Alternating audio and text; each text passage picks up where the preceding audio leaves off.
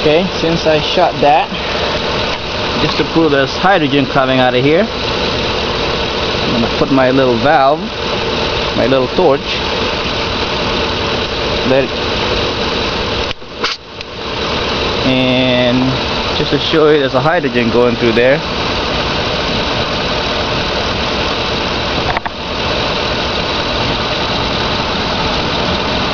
There's my torch from that new so-called bubbler, but it's not a bubbler because it's not having water in it. It's like a big old filter. You can see it through the sun, but you go down,